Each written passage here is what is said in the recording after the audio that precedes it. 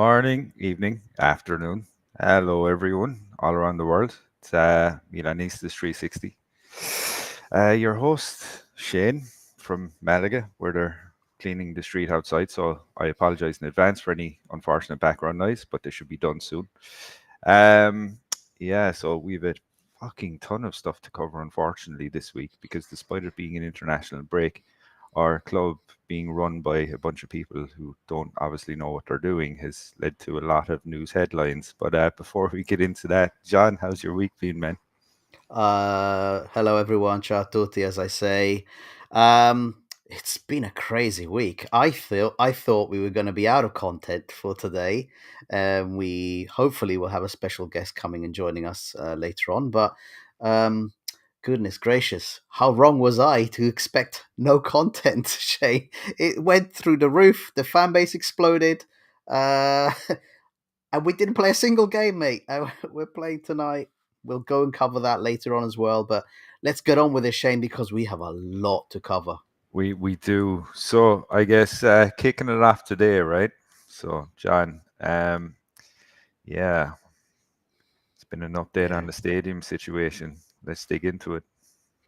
Yeah. So what we found out this week is so remember, guys, for a long time, my personal opinion has been that the San Donato area was all a bluff to try and push levers in Italy and push people to do certain things. Now it looks like the truth, and this is why we had that a thumbnail. The mask is falling off Redbird's face and is starting to show their true image.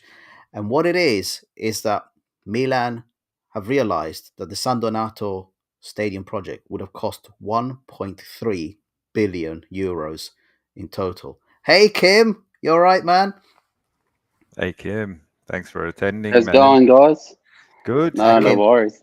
We're just tell you waiting. what, Timing, mate. perfect timing. Kim, Yeah, we'll just cover the San Donato stuff, and then we'll chat to you about. we'll dig in. So just listen to this stuff, which I think is quite interesting, and we want to hear your Yeah, opinion on go it as ahead. well. Cool. Go ahead. So listen, 1.3 billion to build on the San Donato was the actual figure. They realized we don't have the money, which we knew all along. They didn't actually have the cash to do it, and so they've now come out and said, "All right, our honest opinion is that we want to go with Inter." And we want to build a stadium with Inter. But there's more to this. So let me read it to you because the main player, the player that everyone has to get around is Mayor Salah. Is the mayor of Milan, okay? And he has come out and given an interview after meeting with Forlani. So let me read this to you. So Mayor Salah met with representatives of Inter and Milan this week. We know Forlani was there because there's a video of him getting out of his car. That's all over the internet. The upshot of the meeting is this: renovating San Siro. So initially, Mayor Salah said, "Come back, renovate San Siro. It will cost you 300 million." He's now come out and said, "Actually, the costs have escalated. It will be 700 million euros." Now, Inter Milan met with him and said, "No, we don't want to do this. So what we want to do is buy the San Siro and the surrounding area and build a new stadium there." So Milan and Inter have requested one, valuation of the San Siro and surrounding grounds. Two, the opinion of the cultural superintendent in charge in terms of the change of ownership, and there's going to be a meeting next week. And three, they've asked for a timeline for the entire operation. For his part, Mayor Salah will ask that Milan and Inter make it clear that they will drop their other sites for a stadium build. So, what we now know for sure, Milan cannot move ahead with their own project. It is deemed too expensive. They will have to work to share the cost and ownership and revenues of the new venture. And this is basically a reset. So, guys, tell me your opinions on that. Let's start with you, Kim, since you're our guest. Thank you. Look, to be quite honest with you, I haven't paid too much attention to all the San Donato stuff that's happening, but um, yeah, at the moment it sounds like it's a big disaster, and um, yeah, I don't think they even know what they want to do at this point. So yeah, I can't really comment too much. As I said, I haven't looked at it in depth, so that's Yeah. what I think. Because that was their main goal. They wanted to get a new stadium, blah blah blah. Look now, they're even struggling. So it's embarrassing. I think the comment has always been this, right? We thought that Jerry Cardinale. No, he said this new stadium is key for us to be able to compete on revenues with Premiership teams. He said it was really important for that. A brand new stadium leading Europe in the environmental impact that it's going to have, how little it's going to have, and how impressive it's going to be, and it was going to also set up a kind of like a standard by which other Serie A teams would have to abide by.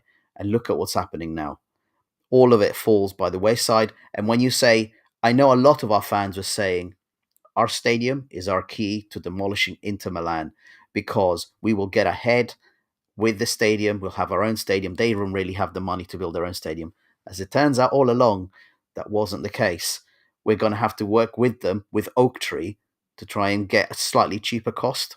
So, Shane, what's your take on this? Um, Unfortunately, I'm not surprised, to be honest. So, so one of the you referred to it just there, kind of, John, quite well when you said, it looks like we're financially tied to Inter at this point because we're so broke, despite having these amazing balance sheets that are somehow important. It looks like we've been sold this lie that first we're gonna have our own shiny new stadium, and then we're gonna leave Inter in a crumbling San Siro, and now it's like we're not even getting that. And keep in mind that Inter, they're gonna, if all of these rumors are true that we're gonna be sharing the stadium, I referred to it last week, but I'll say it again. All we'll have to show for the last few years is we may be able to show one Scudetto, which was amazing, but we can't show anything else outside of that except positive balance sheets. But Inter could feasibly, by the time the stadium's built, have 5 or 6 Serie A's in a row, and the end result will be just the same for them. They'll have a shiny new stadium. No one will give a fuck about their debt, right? And we'll be cohabiting the same space with them. So how is this a benefit to us as a football club? Because the end result is going to be the same. Inter will profit massively off of their stadium, even if they share it with us, just like we will. So there's not going to be this, rebalancing. It's literally just going to be us acting frugally, as we have been doing, not enjoying any of the fruits of the labor of success on the pitch because we've been acting frugally, and Inter are just going to, despite completely running a club with bad practice, running it into the ground, they're somehow still relevant. So honest to God, this news to me is just, again, like with everything Redbird say, right? It's bollocks. It's bollocks. I completely expected it, to be honest. It, It's a perfect description, if you ask me. If you ask me, Shane, that is the correct word to describe them. So, shall we, Kim? We want to hear more about you. So, first thing, I think the question we always ask a new guest: Yes. when did you start supporting Milan? Tell us a little bit about that background, and also, please tell us a little bit about this trip that you're going to be doing soon, because that's quite exciting. Oh yes. Well, I started supporting Milan since the early 2000s. So when I was about a 10-year-old at the time. Um, as I went to for my first trip to Italy in 2006 after when Italy won the World Cup, Okay. and I was playing soccer at the time, but I didn't have a team to support. So when I went to Italy, like a few of my relatives asked me, like, "Oh, which team do you support?" Because when they knew I played, soccer or football, um, they asked me which team I support. I'm like, I don't support anyone. I don't have a team.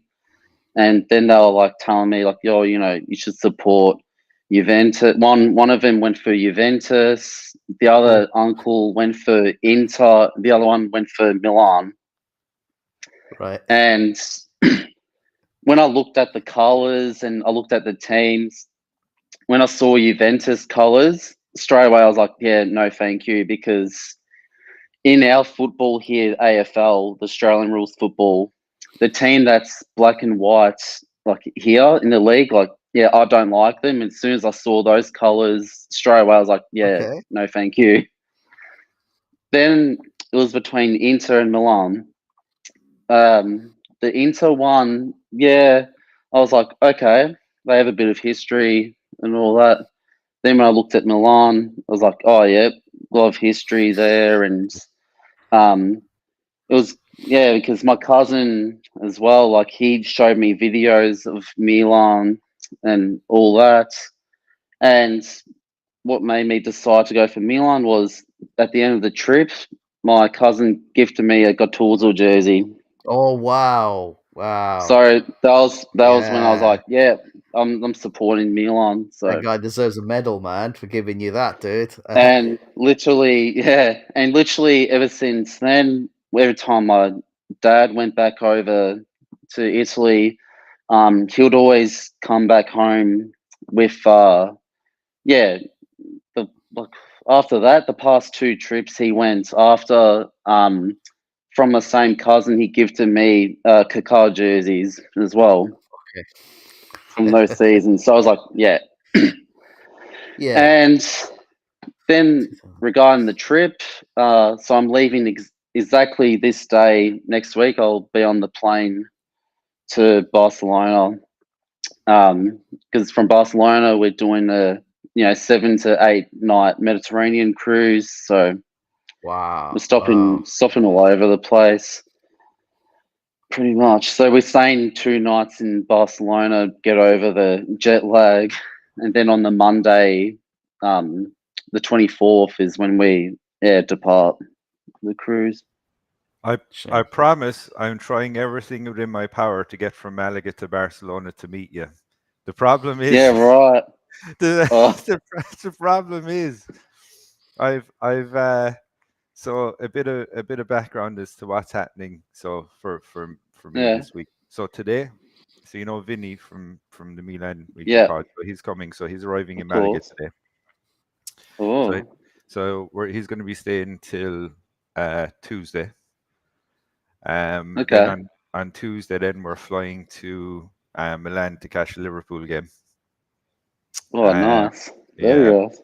that's it. And then I'll be coming back, and then also I've I've also kind of confirmed as well that I'm trying to. Well, it's looking likely that I'll be going to Madrid for the Real game. Wow. Oh, So at the Bernabeu. that's Fuck. it. So Yeah, as I'd you can go to that too. as you can tell, Kim, I love nothing more than going seeing Milan getting ripped a new asshole by Yeah, decent European teams. So as we do. as yeah, it's kind of become a vibe right now, right? Yeah, literally. But yeah, I wouldn't blame you. I'll, yeah, go for it. that's it. I promise we'll next time though, we'll Yeah, yeah, for sync sure, up ahead man. of time and we'll plan it for sure. So Kim, No, absolutely. you're in Melbourne, Australia, correct? Yes.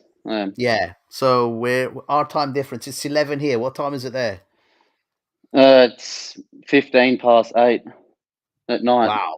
Right. So there you go. Yeah. It's probably one of our record time differences that we've had on our show. We were hoping to have Mm. Nico as well, but the gap was so enormous for Oh, him. It would have That's been the thing. crazy, stupid time in the morning. So what I time would it have been for him? think five, 5 a.m. Oh, five. damn. I think his kid Especially had a with late a night, so like, yeah, especially yeah, with the wee one as well, because the yeah. wee his kiddo not sleeping as well. It's a problem.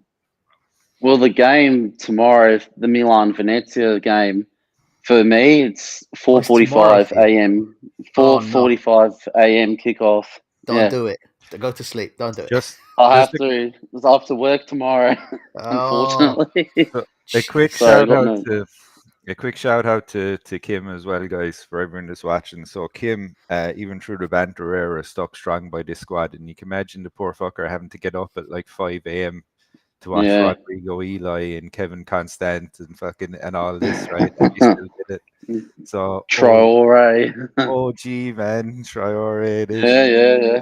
So, That whole shout out. period is a blur for me. You know that. I genuinely, it's gone from my mind. It's a way of, I think it's a self defense mechanism. That's it. Yeah. That's it. Right. Great. So we know about Kim. We know where he is, and we know how he became a Milan fan, which is great, Kim. So welcome. And let's move Thank on to you. the next topic. We've got a hell of a lot to cover. So, There's a fucking ton of stuff. Honestly. Boban. Okay. Mm. Right. So, first of all, guys, do you notice our symbol in the corner of the screen? We've Do you changed it for notice this that pod. symbol? Yeah, it's a special for today. Right. Let's read you the Boban comment. So Boban did an interview, and the big one was Milan made a huge mistake on the transfer market. I don't understand what Ibra does. That's a short summary, but I'm going to read to you a little bit more about it. So Boban said, "For me, Milan is always Milan. I greatly respect Fonseca's work at Shakhtar, Lille, and his start at Roma. He's just arrived in Milan and needs time, but what worries me is that he hasn't yet realized that this team can and must only play a 4-3-3 formation." Boban elaborated on the midfield situation, saying, "Reindeers can't play in a two-man midfield, and Loftus isn't creative enough to play as a number 10. They are both box to box midfielders, ball carriers, not true playmakers. Fonseca is at the beginning of his stint. He's intelligent, and I hope he can correct this because beyond results, the problem is the play, which currently doesn't exist." Then Boban said something about Zlatan. He said, "Zlatan is a genius. I'll thank him for life because out of love of Milan, he agreed to return, changing the recent history of Milan and all of us. That said, I don't understand what he does, what his responsibilities and competencies are to be able to judge him. I hope he has understood them because, in the end, he will be judged, not Moncada." Boban was particularly critical of the club's recent transfer strategy, and this is important. The fact remains that the Scudetto winning team and Champions League semi final team has been dismantled. So much could have been built from those foundations. For me, it was a glaring error. So, let's start with you, Shane, this time. What's your opinion on hearing Boban say that? So again, I keep getting digs at Redbird apologists when they defend Cardinale, like he's somehow, gives a shit about this club. So when you hear an ex-club legend, so first when one of your biggest club legends, right, gets treated like a fucking dog and kicked out the door, right, you still back Redbird, and then another club legend, right, that has also gone on to become successful in the corporate stage, like with UEFA, for example, when they both say the same thing, that the club is not being managed correctly, right? Um, how Okay, so how are they going to respond? Are they, what magic stats and bullshit are they going to rely on from Cardinal and Redbird that says, that they somehow have a fucking clue? Because honestly, Boban, knows more about football than any of us, right? But he's a great player. Um, seems like an intelligent person as well, because literally everything he said is literally what we've been saying as well for months, right? I honestly, I think Cardinale doesn't know who Boban is. I'm not joking. I'm serious. Yeah. I don't even think Cardinale knows who Baresi is, and he's working at the club still. Probably. That would be fun. Who's this old man? Oh, nice to meet you. Yeah. So honestly, In completely fact, agree he with is right there, buddy. Is he right there? the greatest of all time for me, honestly. But anyway, Baresi. Kim, man, Cool. that's it. Up Yeah. to you. What do you think of his comments? Oh, excuse me. Look, I thought everything he said was, yeah, I agree with him, 110%. I mean, he's more of a fan than probably Ibra, I'd say. Like what he said about Ibra, holy shit! We don't even know what he does, and Yeah, about when he said about dismantling the Serie A winning team and the Champions League semi-finalist team, that's spot on as well. Like it's pretty much like what him and Maldini are pretty much saying that. Oh, if we want to keep winning, we need to keep building. We got to keep building and adding to it if you want to stay like that consistently. But yeah, it doesn't seem the case. Yeah. Where's that? What's Kim, that? What's happened to all that? Kim. So I said this last week, right? And because there's a certain section of the fan base, and I'll never fucking understand this, especially under Redbird, because we've had two Hmm. summers of the same thing, which was essentially we got in all these players, right? And somehow people are getting excited because new players must instantly mean success because they're good players, but we've no proof of that under Redbird, except Pulisic arguably is the only person that's raised our game a bit. Do you know what I mean? Exactly. He The has. rest, the rest Yeah. have been fucking average, man. So Yeah. like, but Yeah. and they're somehow proud of the fact that it's like, oh well, all of Maldini's, ex fuck ups are gone now. What about what are They're we on, 13, 14 fuck ups that Redbird have mm, bought in minus Pulisic? How's that working they're out? just proud. They're proud because they spent money, 100 million, 100+ million Yeah. on these players. But you're like, who the fuck are they? Yeah. Only one of them, It's like, one or two of them. I think probably one or two turned out to be good so far.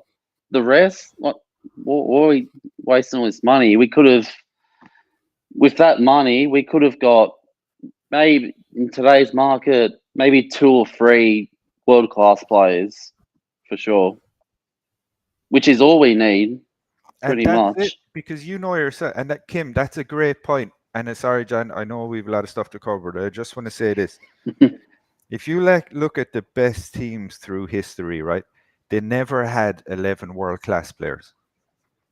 They never No, did, never, right? There was maybe never. five, if they were lucky. Usually four, or more than likely three, right? And the rest were gel to enable the world class players to play and to Yeah, hundred link the percent. team together. So it's like you said, we don't, we just need, like, we need better players. But this 20 million fucking cap that they seem to have is not enough in today's market to get an adequate player. No, Because all we're getting is, if you look at Rangers has potential, but he's green and he's still lacking, right? yeah, Musa's a fucking disaster, to be honest. RLC is a joke. Chuck, the more I see him play, the worse I yeah. think he gets. It's Hmm. like fucking Royale, right? So it's like, Oh, you know, we're just fuck, man. I completely agree. We need to, yeah, it should be quality over quantity now. exactly. Yeah, Like, give us three world class players in the next two transfer windows, and let's see how we go. I mean, we were told at the start of the transfer season that it was going to be a more surgical addition to the team, and I guess mistakenly people thought that that meant adding what you just said, quality over quantity. Instead, they've gone with lower quantity and as well as you know quality. One great tweet on X was, so all this stuff about the San Siro, folding it into this discussion, the 40 million you paid for the land would have been the fee for Xerxes. And look how Xerxes combines with reindeers in the Dutch team. That was the big thing this week that everyone was showing. I think that's an interesting point to make, actually. Just like commit to what you're going to do and do it early, and you might actually get something really exciting. But it goes back to the point we've been making for several weeks, and I've been saying for probably over a year. I don't think this ownership is that interested in actual pitch stuff. And we go back to, you know, what's gonna more news this week. Let's use this as a let's go to the ultras next, right, Shane, and see what they've done. All Um, right. It is time. It is time. Cool. yes, nice image there, Shane. So, let's talk about this. We've said, Kim, for quite a while. We've said the ultras don't represent us. They usually respond quite late to comments, and to events at the club, right? So let's just see what they have said this week. This is the Ultra statement. The start of the season for Milan has been disappointing to say the least, to the point that it seems like we're reliving the end of the season just gone by. These are not our ambitions. Nothing and no one can be justified for the embarrassing spectacle shown in the first 3 games. There are no more extenuating circumstances or lightning rods for anyone. Everyone must assume their own responsibilities, no one excluded. We invite all the Rossoneri people to meet at 6:45 p.m. in front of the bus entrance ramp to make the club, the coach, and the players understand that September represents a decisive crossroad for our season, with Milan always in our hearts. Is anything said there wrong? Is actually not. Not that pretty much says everything. But the problem is, it's way too late, my friend. I would have done this. I would have said this when Fonseca signed up. When they first said, no, Lopetegui, let's bring on Fonseca. You know what's coming. So is anything happening a surprise? This is what we said. You're bringing a limited manager. You're going to get limited results. And we discussed last week. Look at Napoli. They got rid of Spalletti, or Spalletti left. And then they tried over and over and over again to try and bring that magic back, despite having 99% of the same players. They just couldn't, right? This is the thing about the curva. They're not wrong in what they're saying, but they're too late. They're way too late to make the statement. You can call it patience or whatever, but to think that they said no more extenuating circumstances. I don't think there were any, mate. None. Fonseca's, what do you call it, honeymoon period of being manager? He's basically not had one because the performances have been so poor. So what do you think on that, Kim? Yeah, look, apparently Culver, they're supposed to be the voice of reason for the club and pretty much make themselves heard for this ownership and Redbird to do something. Like when we were about to hire Lopetegui, they came out and pretty much told them like, no, don't get him. But then when we hired Fonseca, where were they? Where the fuck were they? Like they didn't come out and say anything. They just pretty much let it slip away. And yeah, I don't know anymore, man. They're just too late to respond. They're definitely uneducated, for sure. And yeah, I don't know anymore. They confuse me sometimes. You're not the only one, but okay. So Shane, what's your take on it? Yeah, so I I think I said this point on a WhatsApp group when it came to this. So I'd heard about this yesterday, and I said that protest is essentially the same as these stop oil protesters that sit in the middle of a motorway, Right. and it's annoying at best. No one cares, and all it does is just piss people off. So, ineffective, dumb. I mean, at a certain point, and I just want to feed into this, and this is my main message. I referred to it kind of a bit last week as well, Kim. So, when it comes to the Lopetegui situation, right? I don't believe that was fan pressure. I don't believe for once that was fan pressure that called it off, because Redbird don't give a fuck about fan pressure, right?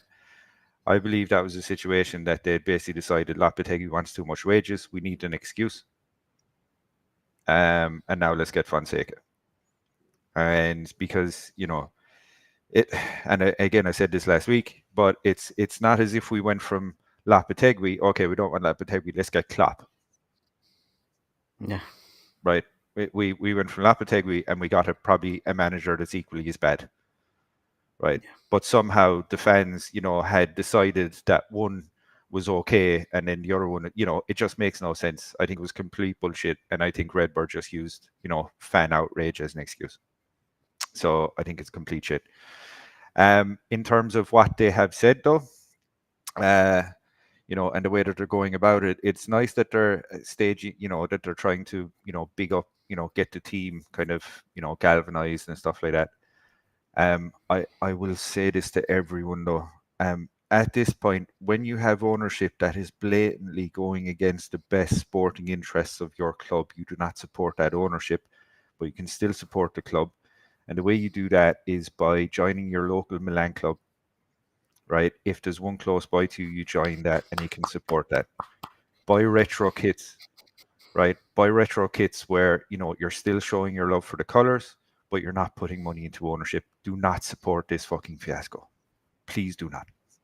Please do not. Really well said. Really well said. Well done, Shane. One thing to say about this is there was rumor that the club is weighing up potentially, and ready for this name, Paulo Sousa as the replacement for Fonseca. I'm a bit, look at Shane's face. I didn't tell him because I wanted to see his reaction right there and then. But that's the rumor that's going around. The other thing to say, and this reminds me of everything going on with the Ibra situation as well. There was a story this week. I mean, there's not enough stories around Milan, isn't there? But there was a story this week about Maximilian Ibrahimovic and why he was signed by Milan. Abate, who was a youth team coach, was not, picking him. And apparently, part of his revenge from Ibra is to come in, become this consultant. Abate leaves because he wanted ambition. And actually, would you have said no to someone saying, "Oh, get Abate to step in after what he did last season and see what he can do as main team coach, just to see it if Fonseca fails on his face, which he's going to do." But now that option's gone anyway. And we've got is it Bonera? Trying to remember who the manager is of the youth team Bonera. is. Yep. Bonera, right? But yeah, Ibra comes in, Abate leaves, and who gets a contract with Milan? His son. And there was also Before Kamado too. Yep. And there was also, so this is how you can tell public opinion's turning against Ibra. So there was also, what's that guy from the UK? He's a YouTuber. I Show Speed, is it? Oh, he's from the US, man. He's not from the not UK. that Don't put him on the dickhead. Something UK. like that. He's No, he's a dickhead. yeah, he is. You know, the guy that was crying when, I think he's got this like hard on for Ronaldo or something. Yeah. Yeah. So apparently, he went to Milan and met Ibra, and then there was a rather insensitive Yes. conversation that was had around homosexuals. In Like the it car, was, wasn't it? it Yeah. was, and and when it's getting to that stage, and people are looking for a reason to snipe at you, I think the writing's on the wall there, Ibra. I'm sorry, man. Yeah, I apparently, yeah, the story was ownership was really not impressed. No one with any attempt to appeal to a mass market would be impressed by that. That's, oh my god, Ibra. It shows you again, not much going on between between the ears. I mean, the Not much. influencer guy, is just dumb anyway. But like when it comes to, I think Ibra as a mature adult with experience should have a bit more cop on. Yeah. You know what I mean? Yeah. You are the face of the club now. Yeah, that's crazy. Right, so we've covered quite a lot. We've covered a lot of the stories. So the next one is one that, oh my god, it was called out a couple of weeks ago, guys. What was it? Nico was on the show. I think you were on the show, Shane, and the discussion was, you wait until the badge is going to be changed. Until our logo is going to be changed. And I was like, nah, no way in the world that's going to happen, Just like right? ours. And boom, No here way we in the go, world guys. that's going to happen. This is a beautiful image summarizing our relationship with the New York Yankees. I think all Milan fans will remember that we played a friendly in New York earlier on in a preseason, and we played in the Yankee Stadium. And Shane, I'll never forget your line, which was, "Yeah, Milan looked good in that match. If only they could replicate that in an adult pitch." Because we were saying the pitch was so narrow. My goodness. But have you got the image of the actual gear, some of the stuff that Yep. let's bring this up because it's frightening. So you see this, Kim? I see you're wearing a beanie hat right now, right? This is a New York Yankees AC Milan collab hat. Now look on the back. It says AC Milan X New York Yankees and look at the price. 57 UK sterling. Yeah, pound sterling, man. That's just what. Have you got another image there, Shane, at all? This is one for my kind of interest. I love caps. You all know I love caps. Look at this. You take a standard AC Milan hat with the badge. You shove that horrific symbol on the side, and you charge £52 for it. To give you an idea, this, which at the time was the most expensive trucker cap, was £32. Right? This is £20 more. That's the kind of massive increase, and they're saying it's because it's a limited edition. So I wanted to, as always, look up a little bit on the statements of what the club have said about this. So try to keep your cool when I read this. All right. All right. So on the website for this gear, it says logos and insignias representing each club are sleekly and thoughtfully featured throughout the collection, which is punctuated by stylized application of the Yankees interlocking New York, the red and black crest of AC Milan, and the distinctive script word markings of both teams. Each piece reflects the elegance of Milanese design and the streetwise spirit of New York. Sorry. Creating a lifestyle collection with broad appeal for a diverse international audience. All right. Their collaboration furthers the connection between the Yankees and AC Milan's ownership group, Redbird Capital Partners, founded by Jerry Cardinale in August 2022. In August 2022, Yankee Global Enterprises acquired a minority stake in the ownership of AC Milan. Right, and now I'm going to read your statement from Furlani. With the introduction of AC Milan, New York Yankees collection, we celebrate a unique moment in the history of our two iconic brands. The entirety of this collaboration is a homage to the transcendent impact the cities of Milan and New York maintain on fashion and culture around the world, and we are eager to see the cross-cultural spirit reflected as people enjoy the collection. Breathe, breathe.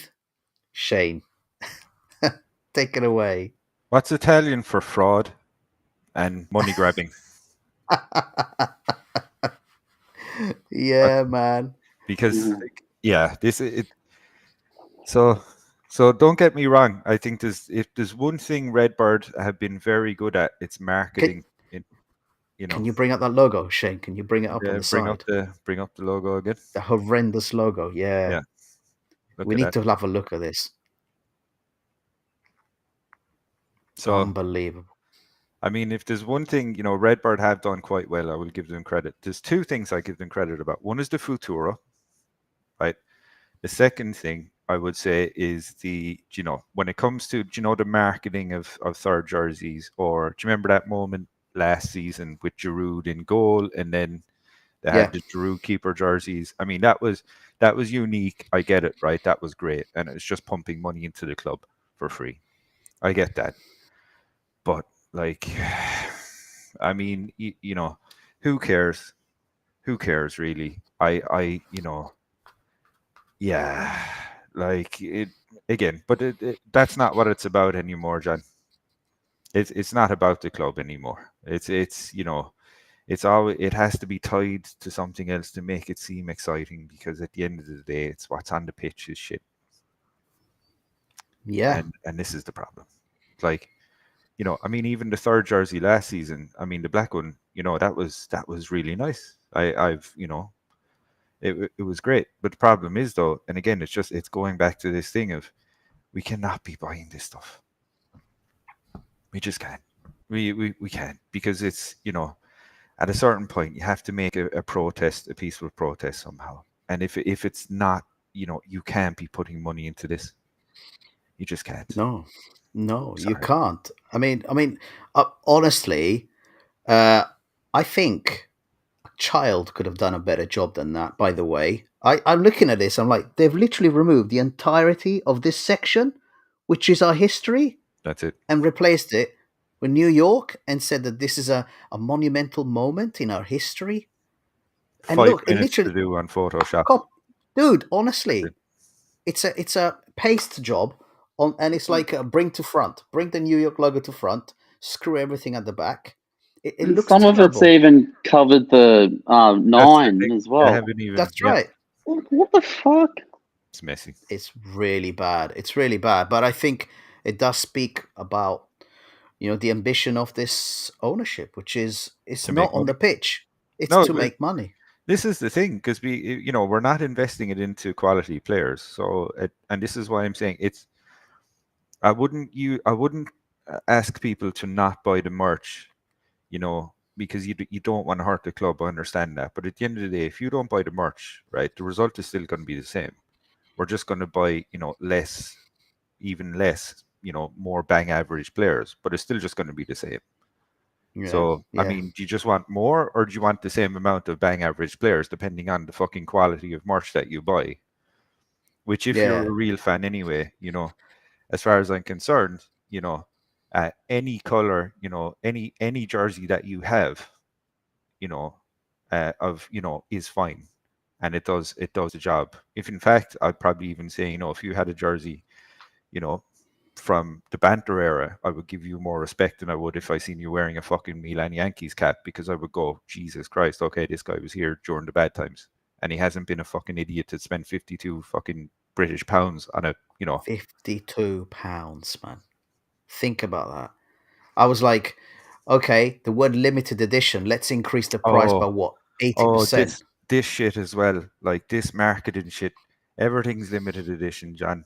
The third jerseys last season were limited edition. It's all Oh yeah, I limited can I can edition. get them for 20 quid now. You know that, by the Yeah, way. yeah, limited edition. Like, I mean, come on. Like, and don't get me wrong, I know why Redbird are doing it, because they want to generate free cash. Everyone wants to do that. I've no problem with the aspects of them doing that. I understand why they're doing it. But at the end of the day, it's not to serve the club. You see, it's to serve Redbird's interests, which are not to serve the club. Yeah, This is the yeah. problem. So Kim, will you be investing in a New York Yankees X AC Milan a beanie hat for £57? Fuck no. Literally, what I'm thinking is, at this rate, it looks like AC Milan's going to end up with a baseball team before a new stadium's going to be built. Literally, Isn't it? That It is so might. that's true. how it That, feels. that is so We'll true. probably Fuck. get a baseball team before a new stadium at this rate. Wow, AC Billy Milan Beans baseball now team. makes sense. Oh my god. Oh my god, yes. That's when we Yeah. will be successful. Uh, Jerry, you fucking And genius. and also probably the only people that are gonna buy this ridiculous collab that they did are the so-called 50 million US supporters that go for Milan. That's it. The Probably 50 they will million. get Just buy it on the 50 credit card, million. because even if you don't have the money now, who cares, right? Yeah. So it's like, fuck. And also, I don't know, I find it is disrespectful to us as well to just take out the colors and just make that ridiculous NY on there. I found that a bit disrespectful as well. Yeah, so there's a brilliant on X. There's a the picture of this emblem and their stuff, and someone on there has posted. Uh, by the way, I think his handle is Scudetto di Bilanci. So balance sheet Scudetto. That's his handle, and everything he writes is che schifo. How disgusting, how disgusting. And he just posted it like 100 times underneath the story to make sure that, because this was on the official AC Milan page, saying buy it now, and he went che schifo, che schifo. The whole, I'm telling you, it must be like 20 times down. Brilliant. The guy's a legend. Guy's a legend. I can't condone, to be honest, buying this stuff. First of all, I just did a check. It's 112 Australian dollars, Kim, for a bloody beanie hat, which is insane. I didn't even want to know that. Yeah, When yeah, you yeah. said No, in pounds, I was like, oh please, I don't want to know what it is in Australian dollars. Fuck. Because reach into your pocket now, man. on this and on the subject of spending Mm. money, right? So, like I covered this a bit last week, but I just want to say it again now, right? Because the situation is still the same. So, because I'm going to the Liverpool game, next week, right? So, Vinny T, Milan Weekly Pod, right? So, check him out. Good channel, great channel on YouTube. But so we're going to the Liverpool game, and I think was it John? If you didn't share it, or maybe it was a Kim, someone shared it in our chat, right? That it was literally the tickets are not being sold for the game. Yeah, yeah. And It's yeah. Basically almost every section is available. so, and at a certain point, where this comes from is ownership not understanding the asset that they have, the culture of the sport that it's in. This is literally it. Because if they did, they would have bought better players to actually make us perform on the pitch. And this is what it is. So Yeah. So there were tickets available from a 65 euro section all the way up to a 600 euro section. Um, so yeah, I was surprised because Liverpool is not a small fry. We're talking about the second and third most successful clubs in the whole of Europe. we have Uh, fucking history. This is the thing. Like, well, yeah, meeting each other, that would have been a sold out on most years when you have a feeling from the fans that it's going to be a competitive game. But it's not. unfortunately, Oh, it's yeah. The only way to be competitive is Liverpool did us a favor and put out their kids. And it'll be just like yeah, the preseason friendlies again, where we, dog walk all of these children, and then it's like, oh, Fonseca's, the next coming of Saki. yeah. Yeah. So what's the next section here? Because we've got a couple Alright. more things to get over. Benny, Benny, Benny. Oh yes, Benny's injury. Oh, wait, hold on. That is not the one I wanted to show. Why is that not That showing? that is not Benny. That is not. There Oh, he hold is. on. There he is. I Wait, saw him. he did. He ran away. He can't run away. He Yeah. can't run away right now. I've He's no trying idea his what that hardest to run away. There he is. Oh no, he's And not. and All he's right, gone again. he's gone again. Sorry, gents. No worries, no worries. You have Yeah, a lot to try and handle. it's not working. Oh, it was there for a second and it went. Well, okay. So let me summarize it. Benny went out to play with Algeria in their national team, and it looks like in training he picked up a pretty serious injury. I think it's a tear in his calf muscle, and he is confirmed as being out for a minimum. And this is very important. A minimum. Well done, Shane. Well done, man. Getting through it, mate. Just about. So Milan confirmed that Bennacer suffered a severe tear to his calf.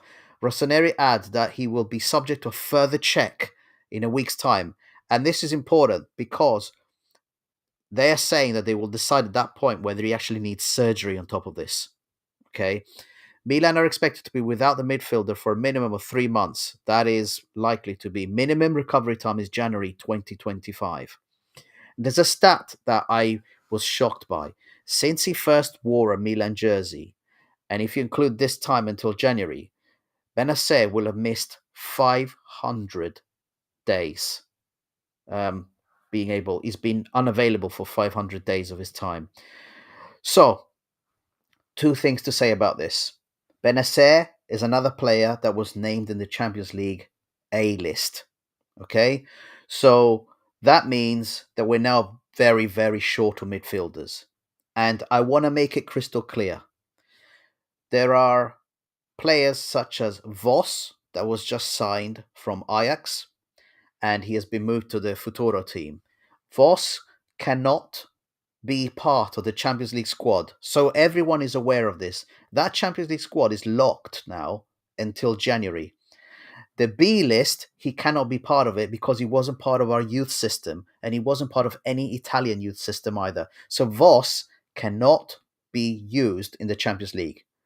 However, the players that can be brought up from the B list to the A list are players like Zeroli and Liberali, for example, just to give you an idea. So, Fonseca's hand, do you remember last year? Pioli's hand, or the years before? Pioli's hand always been forced by injuries, and then he gave debuts to actual kids because he had to. You know, Simic is a very good example of that. This is what's happening now. Fonseca cannot go into a Champions League campaign. What we discussed it last week. Minimum 8 games, guys. Most likely 10 games. He cannot go with such a short midfield. And it means that he has to blood a player from the Futuro squad in the main squad to be anywhere near ready to face the level of a Champions League. So he has no option. He has to put Zeroli and other players from the B list into the Serie A games to try and get them to, become more of a squad integrated player.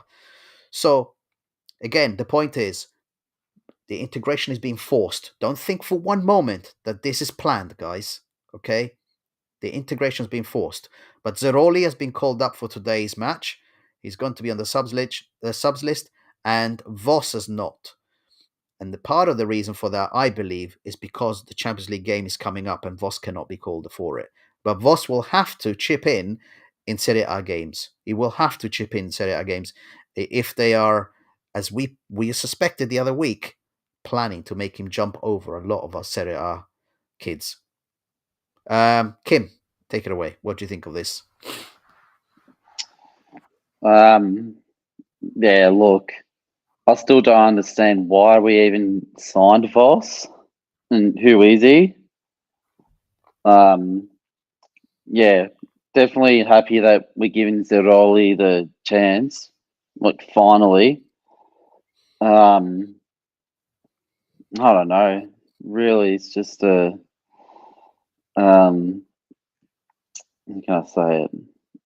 Yeah, it's just confusing. It's a bit of a shit show, really. What's your opinion on Benny though, and all the injuries and finding out 500 days lost? As much as I love Benny, we can't continue with this. He can't continue. We can't continue dealing with it and having to find solutions last minute. Yeah, I think we should have tried to get rid of him, brought someone else in, but he just seems to keep staying and keep getting injured at the right time, pretty much. Yeah. So one rumor I heard were that during the transfer window, you recollect, right at the end of the transfer window, Benny was not playing for us at all. He was being left out of squads. And part of that was apparently because they were trying to offload him and they were trying to get a good amount of money, like 30, 40 million for him. As it turns out, one of the clubs that was sniffing around him was Atletico Madrid, but they wanted him on a dry loan. That's all they wanted for him. And I think the club were like, nah, not going to do that.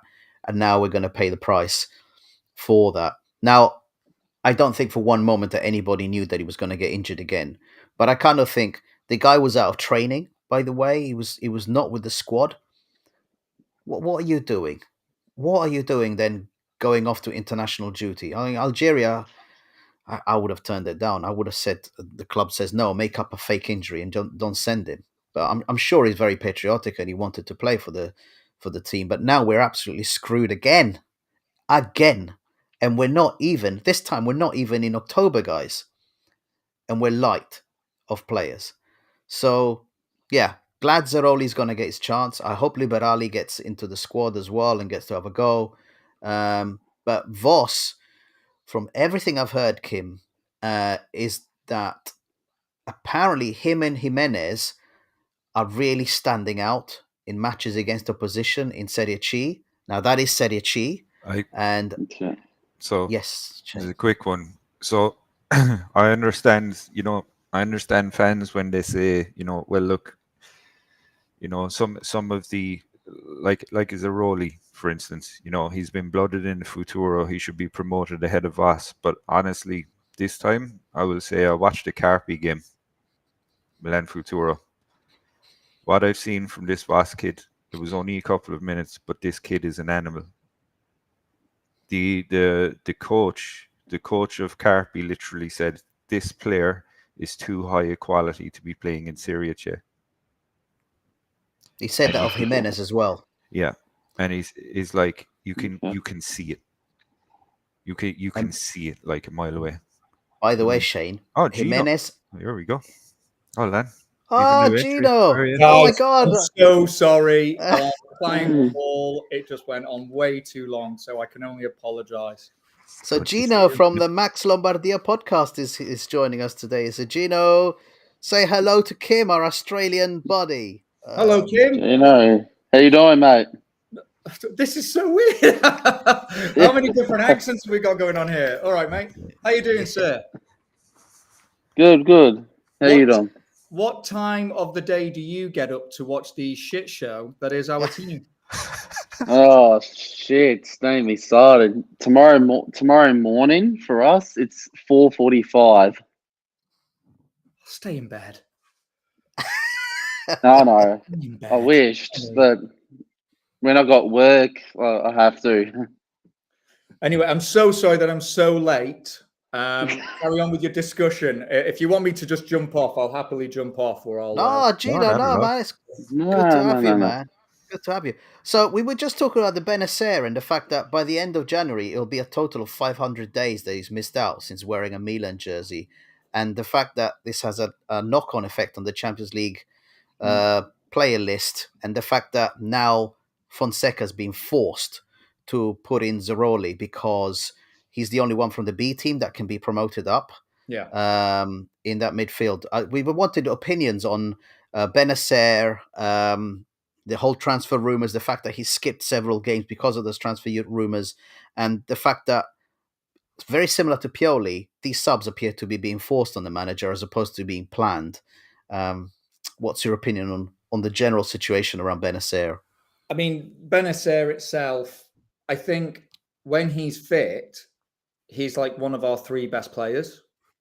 But it's been a long time since he's been fit and been consistently fit. I think a lot of people last year made a big thing about him being, bigger, carrying more muscle.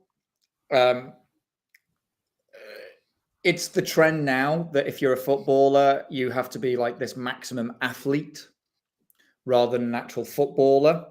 So whether or not that's had a negative impact on that fitness and the kinds of injuries which he's picking up is actually down to a sports scientist who understands this a hell of a lot better than I will ever understand it, or I think most of us here present, or certainly anybody on Milan Twitter who just thinks that doing curls is going to make you turn into Schwarzenegger or something. So there's that. But I think the Benacer situation is, if it was going to be a case that he was going to leave and you could have got the money for him in the summertime, then you should have done it. Because these injuries, like you're saying, it's going to now amount to being 500 days of injury time, and what that works out in a year or in a season or 2 seasons, if that's like nearly a season out across 2 seasons or 3 seasons, then that's somebody who you don't put your future towards.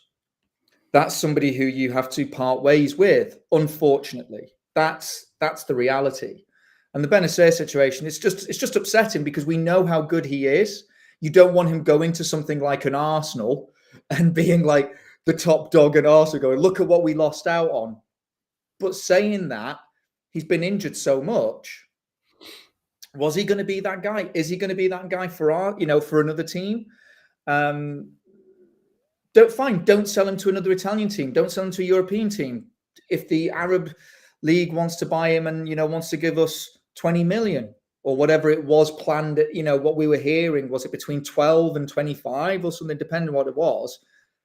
goodbye. The Zeroli thing then is quite interesting. Like you're saying, substitutes are being forced. Mhm. So that makes it harder. Because his hand's being forced. But the reason why his hand's being forced is because we've got a management structure that doesn't want to pay more than 20 million for a player, There you go. who doesn't want to fill the bench with good quality players, who doesn't want to actually fill what the problems are, and doesn't want to invest in a manager, okay, that identifies these are our problems, these are the players we go and get, and you put your faith and confidence in the manager. Instead, you've left it to Moncada and Furlani, who are accountants. You know, they're not, or all right, scout, whatever. They're not. They're just not. That's why you have a manager. The manager's decision is to do this. So the Benacer situation can be basically brought down to, I think, almost two things. One, it's he's not the future of Milan, so you get your money. But two, we have become dependent on other people failing to bring in something like a Zeroli, rather than trusting our management and where management goes to go and get its players. Yeah. See, I just want to weigh in, Gino, all great points. And I just had a thought there when Gino was talking about the Benacer situation. And this is a huge problem that we have. So if you look at most ownerships, right, they can either choose to be more proactive, right, potentially seeing a problem before it happens, right, or some might be reactive, right, which is like, oh, fuck it, all right, this has happened, now we need to, straight away fix it, try and fix it, right? But, you're going to be one or the other or somewhere in between. I think our ownership, right, are reactive, which is very dangerous when you're going into the last days of the Mercato and your squad isn't built yet, because this is what happens. Because you're trying to offload Benacer, right? Expecting that money bags from, the Saudi league are going to come in and offer 50 million. When that doesn't happen, then, Benacer probably has his bags packed, thinking I'm gone. This injury as well, I mean, we don't know how bad it is. It mightn't even be a 3-month injury.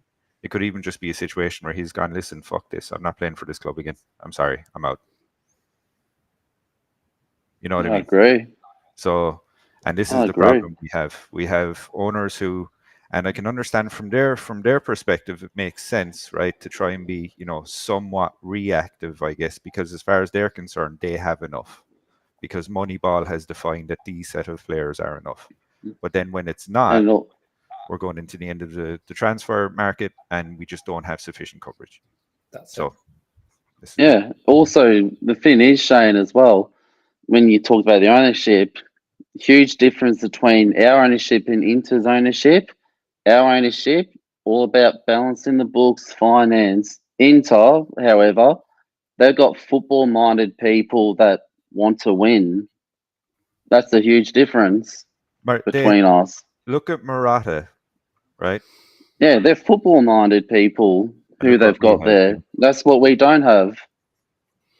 Gino, I think one of the great points that Kim made, I thought, oh my God, it was like a light bulb moment earlier on before you joined, is that he thinks that AC Milan will have its own baseball team before it has its own stadium. Yeah. No, totally. This is like, I mean, it's laughable, but it's actually more probable. This Italian culture, okay, excuse the English accent for everybody who keeps on then commenting on it. What would he know? I was born in Soccavo. And if anybody knows Italy and anybody knows Naples, you're not born in Soccavo. You just happen to pass through it. Okay. It's like when I was born, there was the joke by Massimo Troiesi, is it a boy, a girl, or a virus? Like literally, that was the south of Italy. Massimo Troiesi, by the way, was Neapolitan, right? Wow. So he was like criticizing Naples. But it's like Italian culture. Americans go into Italy. I mean, you can watch any Instagram video and everything, like everything is amazing in Italy. There's a hell of a few accounts that do it, right? Oh, everything's so great. Yeah, because you're paying for you're paying for air in America. That's just how messed up your nation is right now. Okay. Everywhere is beautiful when you live like a tourist. Everywhere is beautiful when you live like a tourist. You will not imagine like how much my friends from Belfast hate it when I say I love Belfast, and they're like, you wouldn't if you're Catholic, and I am. So it's like pre-97. Anyway, but the point is, there is this kind of attitude that when you see Italian culture, you think, okay, I can do what I can do in America. If you want to build a brand in America, easy. You want to build it in, I don't know what it's like in Australia, but if you want to build like sports kind of teams, if you want to build that niche, it's very easy to do, because what happens is you get enough people investing, you get a big board, you get the advertising campaigns on with you, you build everything upwards, right? You get this groundswell. Then all of a sudden, you've got TV rights. So like even the minor leagues in America get money from the likes of an ESPN. And then when you want to build a stadium, yes, it takes 10 years, but you've got a state-of-the-art, advanced thing that no one else has done. And the reason why it's taken 10 years is because of the amount of government clearances. It's after the planning application's gone in. In Italy, they don't think long term. They don't think, what's it going to be like for me, my city, my people, long term? It's how much are you willing to grease my hand? Then, before that even happens, I've got to get in 20 family members who have all got different businesses involved. And those guys going, and it becomes the biggest Ponzi scheme on the planet. You want to build an extension in Italy, you just do it and you deal with the planning. 50 years later, somebody's saying, I've got to tear it down. You go, whatever. You just do it. But an American attitude is like, well, wait, we got to do this and then we got to do that. And then, no. In Italy, you put somebody, Scaroni is a banker, right? And he's also another word that ends in the same 4 letters. But anyway, 5 letters. But he's corrupt. He is just corrupt. Why is Scaroni still part of the Milan establishment? What really happened when Berlusconi sold it to the Chinese, which then had to give it over to... Why is Scaroni been part of all of this? Why wasn't it sold to the likes of Ferrero? Ferrero was willing to buy it for $1 billion back in 2009, right? American culture is what's the upside 10 years from now, whereas Italian culture is what's the upside for me right now. That's why this stadium won't get built. This is why a baseball team is more than likely to get formed. And if you're just basing it on the revenue models and streams of just going, you know what we're going to do? What? Oh, we're going to have now like some great baseball outfits with AC Milan on it. Who gives a fuck? If you follow AC Milan, you're not doing it because you want to watch softball at 7 a.m., is it? It's because you want to watch AC Milan compete for the league, in the Champions League, for European titles, for domestic, and be dominant again and be able to say, we just signed a new Kaka. Not, who was third stopper. I don't even think it. I once went to a baseball game in America. I was on Fox the next day because of just the amount of abuse I was giving to the players at the bottom. I was in a box and I was just giving so much abuse. It was like I was asked to stop. I was going, wow. Isn't this what you do? Like, I thought this is what you do. That is how much I understand that game. And that's what this like apparel thing with them, like, oh yeah, these sports jackets. No Milan fan outside of America is going to buy that. And then the people in America, are they really going to buy something which is going to be badged AC Milan if I support the Yankees? What? God Cardinale is smoking some premium crack cocaine, boys. The Really the is. 50 million so-called Milan fans will probably buy that. How many million? Yeah. As Jerry said, 50 million US population that support Milan. 50 million in a country of 350 million. There you go. That was Simple what he said. Simple maths. There's 50 million 1 in Milan 7 supporters. likes Milan. Didn't you know? So basically, he's Donald Trump. They're eating cats. They're eating dogs. They're all supporting Milan in Springfield, Ohio. Here we go. There it One is. in, Yeah. 1 in 7 people doesn't even know what football is. Like, let's be honest. So, I mean, one is getting converting them, right, to, to like soccer, right? And then, hoping that they'll come over to your club. I mean, well, we all see it. I mean, it's why Pulisic was signed, as good as he is. I think he has raised the quality, to be honest. He's probably one of the only Redbird signings that has a bit. But, Musa. So, You know something, guys? You see what's happened here? What's happened this week with that release of that kit and that gear, it's only stoked the division even further. And now it's stoked the division even further between Milan fans and Yankee fans even, which were like there was no issue whatsoever beforehand. It was just like, Yeah. why are you rebranding the badge and bringing the two together and saying that they're part shareholders in Milan now, and you show these ridiculous. So, Gino, we went through that and we showed some of the apparel. The big thing I was saying was, look at Kibra now. He likes a beanie hat. I like this kind of cap. This cap here from Milan is £32. You try and get the New York version. The new New York version is 52. A beanie hat is £57. It's just, profiteering. That's all it is. It's Outrageous. ridiculous. Just go to Outrageous. match day, and you'll find plenty of people selling the fake stuff outside the stadium, and just buy one of them.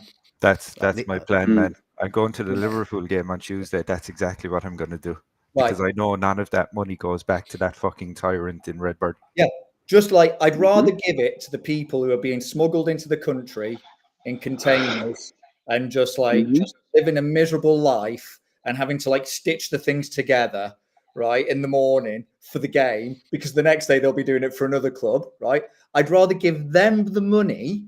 I'd rather give profit. I'd rather give people traffickers money than Cardinale, right? No, I'm not. No.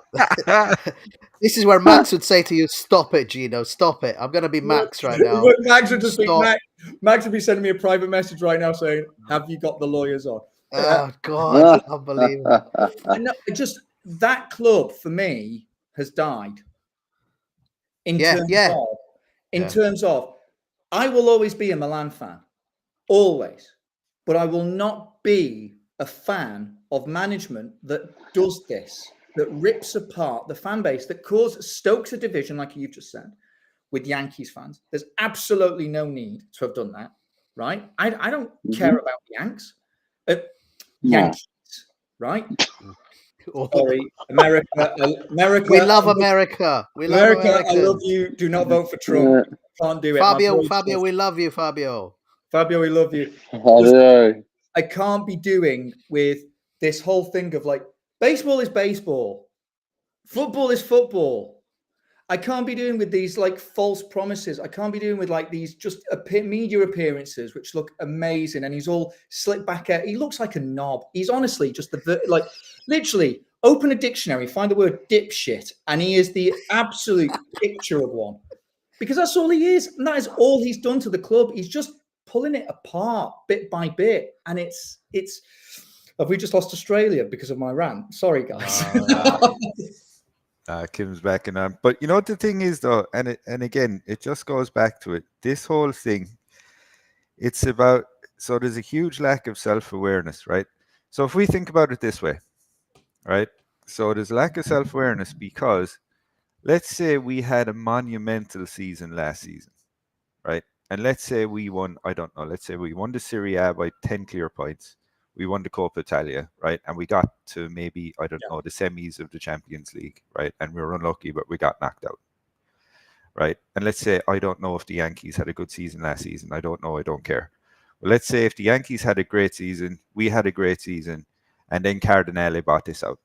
People would be going, yeah, I'm going to buy it because it's cool, because we get it, because Cardinale is showing, he's really producing results, and this is a momentous occasion. Yeah. It's just cool, right? But when you literally do this, right, and you're fucking obliterating any chance of success from the club, and your response is, how can I get more money out of you, you fucking patsy idiot, right? Do you know what I mean? This is where it's insensitive and fucking stupid, and there's no self-awareness, and that comes from Cardinale not understanding the asset, the culture, the country, everything that he's fucking bought from this club. He doesn't understand it. My big prediction is Cardinale will sell the club, or his share of the club, within the next 5 years. Now that's almost like saying tomorrow the sun will rise. Okay, I think it's a given that he's going to end up not holding it for long. But the reason why I think it's going to be this kind of like a medium-term time investment, right, is because number one, he's going to be having a lot of shareholder meetings in the next 18, 24 months because of presidency, because of where the finance comes in from, because of where he's going to have, shareholders going, what's happening with Milan, right? Why are we putting so much effort into Milan? And he's going to be getting questions from the finance. He doesn't care about the fans, but he cares about the finance. He cares about where the money is going to be supporting Milan. And if he starts to see that becomes the major priority for the shareholders, and he's got the possibility of losing power or control over the Yankees, he'll pull out. He's like, Milan's no longer part of our project, right? The reason why I'm saying the next 3 to 5 years is because if Milan fails to qualify for championships, for like Europeans, if Milan doesn't win anything, it's getting no money. If it's not finishing within the top 6, it's not getting any money.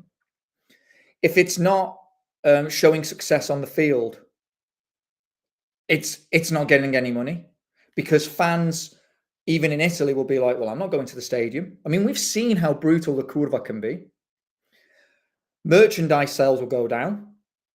So all of this will have a financial impact, which Cardinale is probably looking at and going, okay, but I'm getting the stuff from the Yankees, right?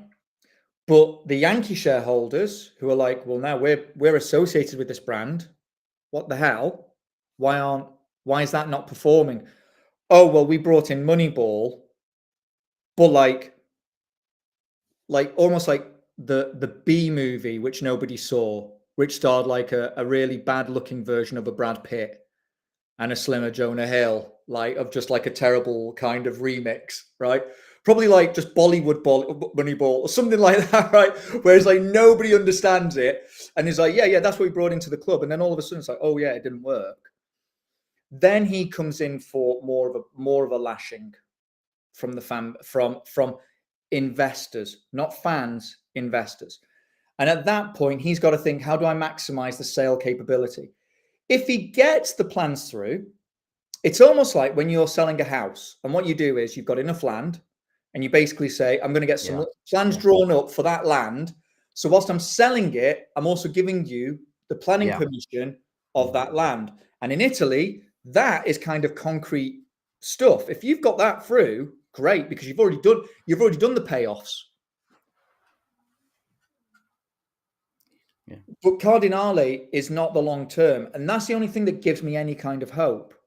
We know what the Curva is going to do, and we know what's going to happen in terms of money going into the club. Americans don't care about football. The 1 in 7 in America do not support AC Milan, will not support AC Milan. Probably 1 in 7 have said that they support the Yankees as a second or third club. Yeah, because they follow the minor leagues. They don't support AC Milan in terms of what is a brand. So I think there's better news on the horizon. I just think right now, I think it's like grab a pillow, bite on it, and just pray to God it doesn't hurt. It's like that's literally what's happening with this guy in this club. It's going to be fascinating, right? Because on one side, it's fascinating but horrific to watch, but fascinating all the same. Because what you have is a guy who's trying to buy time and spoon feed people bullshit and hope they believe it, right? And it's That's a case it. of how long can I string this out, right, until I Yeah. get what I want, whatever the end game is, and then I offload. And Yeah. I'm trying to manage people's expectations in the meantime. Yeah. And So you have to be a skilled communicator at that. And what we've all discovered is he's terrible. dude, this is the other thing, right? And I was thinking about this during the week, right? If Redbird came out and communicated a bit more effectively, listen, this is the plan, guys, right? Yeah. We just want to build this fucking stadium and then we'll be gone.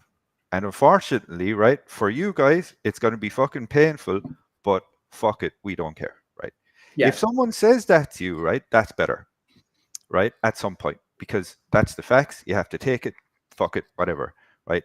Instead of people actually coming out and saying, we're going to try all this random, untested Moneyball bullshit, hope some of it sticks to a wall, right? I want sporting success because I'm Jerry, right? But I'm not paying for the sporting success. I'm hoping all this, all this voodoo bullshit fucking will work. But right? Shane, It's the thing. I think, and this goes back to Gino's point, this is because Jerry's not talking to the fans. Jerry's only audience of interest are investors.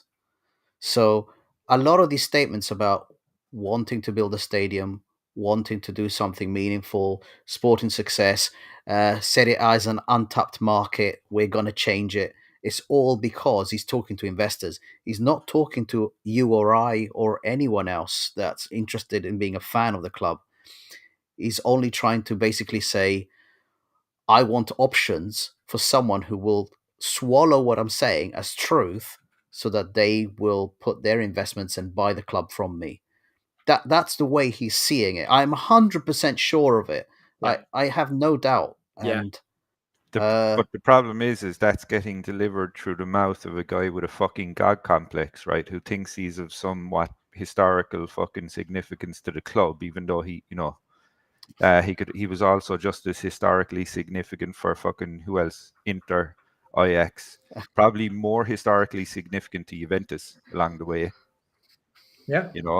So fuck it, Ibra, yeah, we're out, Yeah. man. I mean, so the Ibra debate's, I think, a different debate, and I don't know what you've spoken about already. But here's my question to you both, and Kim, if he comes back, right?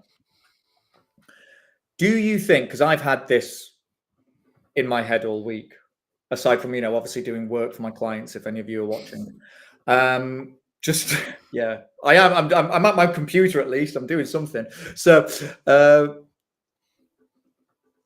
How not to get fired. Do you think we totally underestimated what Gazidis did? Because I'll tell you my answer, 100%. I didn't like him. I was like, I saw what he did at Arsenal kind of stuff. And I was like, really? Gazidis? And yet he learned Italian. He was kind of like the financial controller of Maldini, Massara. But he did it in a way where he wasn't talking shit. He was just letting them get on with their job, and he was allowed to get on with his job. Yes. Am I speaking in the right? Do you get what I mean? Yeah. Like, I completely underestimate how good an actual job he did to put us in the position that we got to, because really under his guys, under 2.5 years or 3 years, we ended up winning the bloody league. And the Honestly, Boban statement this week, I think, said it all. honestly, I completely agree. I think what for me, I think Gazidis, especially, I mean, he completely, had a huge hand in turning the ship around, right? And Massive. who do we have now that's doing that? I mean, we have what, 3 or 4 guys together. We have Furlani, we have Moncada, Ibra to some context. We have all these guys, trying to apparently turning the ship around, and somehow they're actually turning the ship around back from where Gazidis had set it, which was on a good path. And I do have a nickname for those 4, but I'm not going to say it online. No, Please don't. but Please don't. even if I've had to self-edit there, you know how bad it is. Yeah. but even and the coolest thing with Gazidis is I hope he is in very good health now, because my understanding is he had health issues, and I hope, cancer, cancer. So I hope he's in good health now. But even the way that he did a send off where he released a video on Twitter and he's saying, "I'll be forever, a Milanista. You made me proud to, be at this club, and I'll be forever a fan. I'll be forever watching." That's good, and that's honest and authentic. The complete fucking opposite of what we have now. Yeah. It's a joke. It's a beyond. So I'd say this, guys. Since I lived in the London area for many years. The reason I did not like it when Gazidis came is because I really hate Arsenal. And I was like, I don't want an Arsenal man over at Milan. But as it turns out, there's nothing you can say untoward to the job he did at our club. He actually performed it brilliantly. He brought the club into line, and he put people in place who knew what they were doing for their particular roles. He took a risk. Of course, he took a risk in bringing in, but I don't think it's a risk to bringing a club legend either, although he didn't have much experience in the role. But no, I look back to those times, and when he left, I was genuinely fond of the man, of what he did to our club. And there's a lot to be said for having people who, and Elliot, who basically said, we want the club to be brought back into financial stability. Who has done this before? At Arsenal, Gazidis did it. So let's bring him to Milan. That was a genius move. That was the great managerial move there. The problem with Cardinale is that he's come in and said, screw all of you. I know what I'm doing. I'm going to do it my way. And he's proceeded to basically disassemble the entire club. And it's going pretty much as badly as can be imagined. There is no 5-year plan for anybody that thinks that there is. No. The only plan now is, oh, Jesus, things are stuck. He's got to, at some point, the proverbial stuff will hit the fan, and he will, as you said, investors will get on him and say, hang on a minute, this is not working out as you said it would. But the question is when that moment will be. I don't know. There's several kinds. Sorry, Shane. There's several kinds of football terrorists in the world. Pep Guardiola is one, and Cardinale is another. Guardiola does it on the pitch by destroying football, turning it into a 42 pass movement until we can get past the halfway line, right? And Cardinale does it by just going, I'm doing this. Wow. Honestly, it must be a New York thing. It genuinely must be. Where's Fabio? Fabio Long Island. But it is this whole, I don't care what you guys do. I'm going to do it my way. Now, in some regards, that's not a bad thing.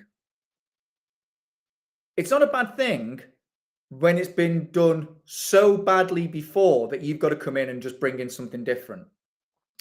It's a bad thing when what you had was working and then it's almost like, do you know what I really like? What? I really like white coffee shops with wooden benches. Amazing. So what are you going to make? I'm going to make a coffee shop that's yellow, right?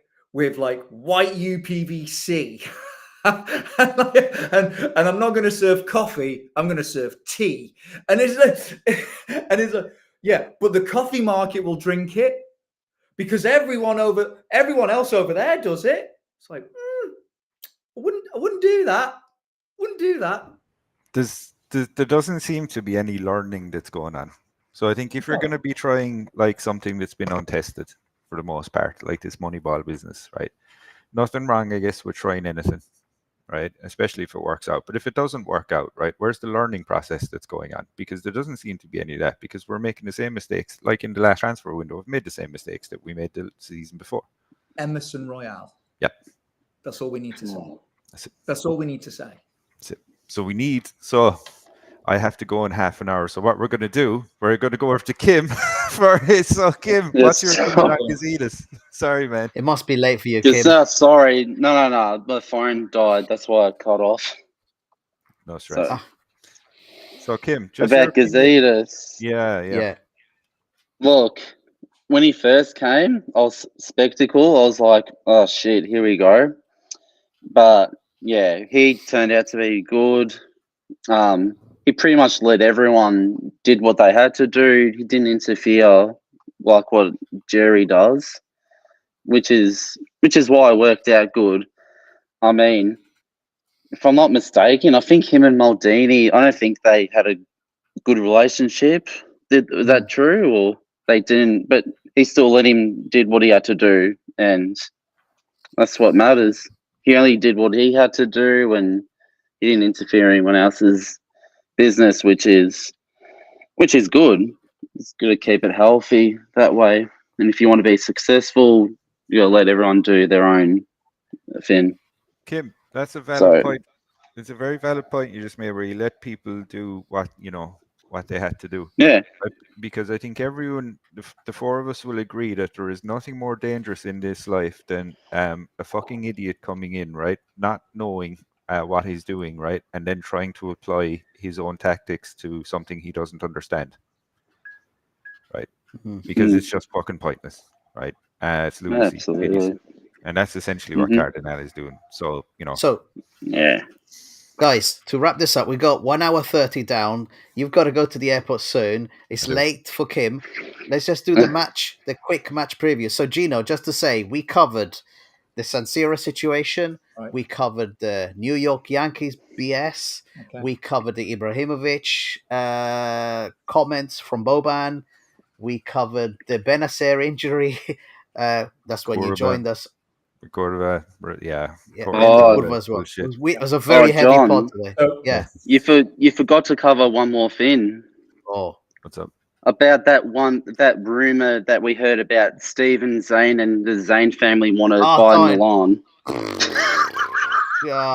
No. Good news doesn't happen to this club anymore. Apparently, rumor was they want to buy Milan and want to be the first owners to win trophies with both of the Milan clubs. Yeah. No, it's not going to happen.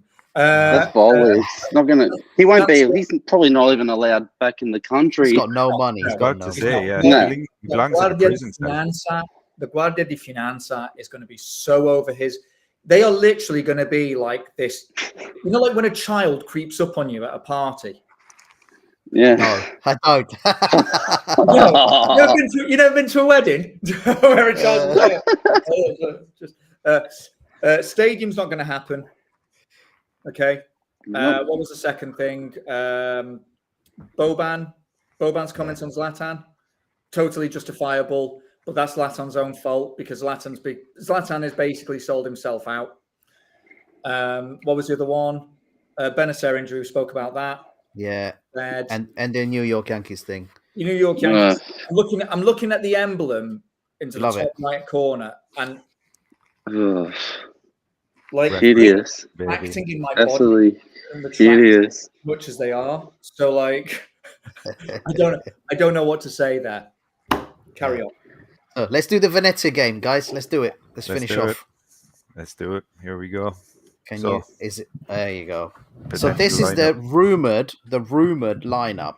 And I'd say the biggest change is the cam position not being taken by Ruben Loftus-Cheek. He's still on the pitch, but next to Fofana now, and Emerson Royale on the right, of course, and Gabia at centre back to be alongside Pavlovic. That's the rumored starting lineup, and as I said, Zeroli has been called up to be on the bench for this game. I know nothing about Venezia. I know a little bit about their previous results. Apparently against Torino, they held out for over 80 minutes. They got caught up by 1 goal. So they don't concede that heavily, but they're one of the favourites to be relegated this season. So what's your opinion, guys? I'll just say my piece here very quickly. I think there is absolutely no choice here. We must win this game because the fixtures coming up are horrendous. And so we simply need the 3 points here and by a margin. That's what I'm going to say. If they want to build anything from this, take any confidence from this. And the other thing is, of all the things we covered, this is basically the first thing is about the pitch, which is 1 hour 36 into the podcast, which is a bit disappointing. All right. Go on, Kim, start with you. Look, be interesting to see how Reindeers does as the cam, if that's true.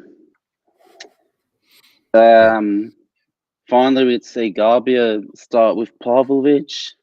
That should be good to see. Even Tammy Abraham, hopefully he does something. But for the results, I'm expecting nothing more but 3-0 or three goals or more. If we only win 1 or 2-0, I won't be very happy. We should be beating them. Oh, hang on convincingly. a minute. You guys carry on. Keep talking. You guys keep talking. I need to do something. Hang on. Okay. No, we need to win convincingly and make a statement because the next fixtures we got, we have to get a move on. Like the season's long, but we got to start somehow. Do you know what's very concerning there, right? When you look at Loftus-Cheek in that position, and you look at Royale, right? There's essentially an open gap in that pitch. Recipe for disaster. That's the problem right there. Everything else I don't have a problem with, but it's like when you have Loftus-Cheek who, just, I don't know, he doesn't do anything at all well. And then you have Royale as well. Jesus Christ. At least I don't have to see him as Cam. Oh my God. I know. Hey, Shane, go back to the normal view with just normal us. View. Let's do it. There we go. I'm ready, guys. I'm all set for the game. Let's go. Let's go. That's the only way to watch it. Bring it. You can prevent further brain damage from watching this fucking shit show by wearing a helmet. That's what we should be selling on the Milan store, not the Yankees shit. On that bombshell, what's your opinion about that lineup? I think we draw. Yeah. I think Zampano and Busio are absolutely going to expose the space down there on the left-hand side. I think, you know what? It's like 2 seasons ago when we won, we'd go into the game with a little bit of fear, but kind of going, should have this. Last season, towards the end, it was like, we don't have this. This season, it's like, we don't even know what this is. We don't know. Yeah, what is this? Why are we here? What are we doing here today, boys? And you can almost just foresee capitulation. If the players have got it in for the Mister already, they won't perform. But Emerson Royale and Ruben Loftus-Cheek not performing won't surprise me because they don't perform anyway. Ruben Loftus-Cheek shouldn't be on the football pitch to start with. Emerson Royale shouldn't be anywhere near a football ground. He shouldn't even be outside selling the dodgy hats. Okay, so there's that concern. I think the issue is some of these players are already going to be thinking about Tuesday. That's possibly true. And I've already said, and I said it on that podcast, didn't I, with last week, John? Yeah. With Max, I think by October, Milan's in nothing. Yeah. By October, it's in nothing. I want to be proven wrong.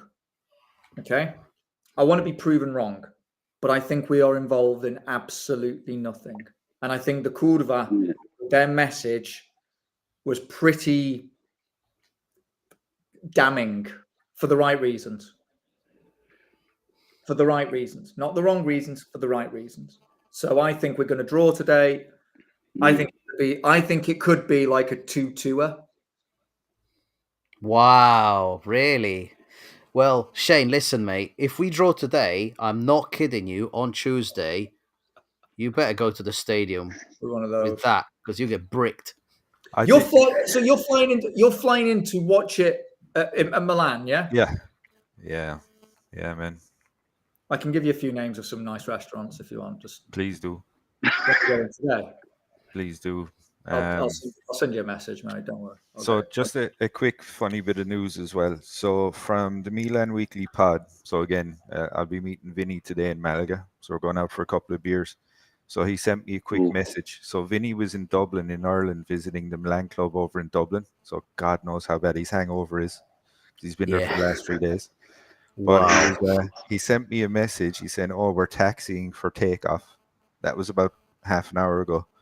10 minutes ago, he said, "We still haven't taken off yet because there's a fucking dog running around the runway and they're trying to catch it." So that will tell you everything you need to know about Ireland, guys. Quality. Oh, shit. Dog on the runway.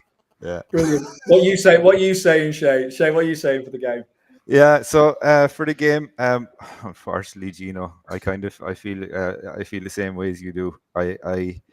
We have a coach that the players don't want to play for, it looks like. So I think his days are marked. I think we would be lucky to, if we got a win, which obviously I'd be hoping for, I would be delighted. But even so, it doesn't change the fact that as soon as we get scored upon by any team, we just capitulate now. So against Venezia, I think that the chances for them to score on us, you would hope, would be limited, which means we might get a result. But I just have a feeling it's going to be 2-2, and we're just going to capitulate further in the UCL. And again, potentially by October, we're out of anything relevant, and then we potentially have to go. We've conceded 2 a game, haven't we? Yeah. Yes, we have. Yeah, there's no questioning that, is there? And against Liverpool, I would not be surprised if we conceded 4 to 5. Dude, I can see it. Don't think about it. At home, and you so book the restaurant for about 9:25. Yeah. Tuesday night. What you're going to do is come out of the San Siro and start to head back. And there's one. It's on the corner. It's called Rembrandt. I'll give you some messages. I'll send you some. Good man. This is great. Yeah. God help us all. Right. So two of us say a win. 2 of us say a draw. I will tell you the betting man's kind of side of things. I've done pretty well in the first 3 games by covering losses and draws for Milan. Okay. And I can tell you that I have covered a loss and a draw. A loss is 9-1.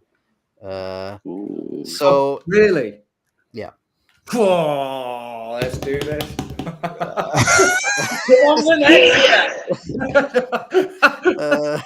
Let's do what? Let's get a loss. No.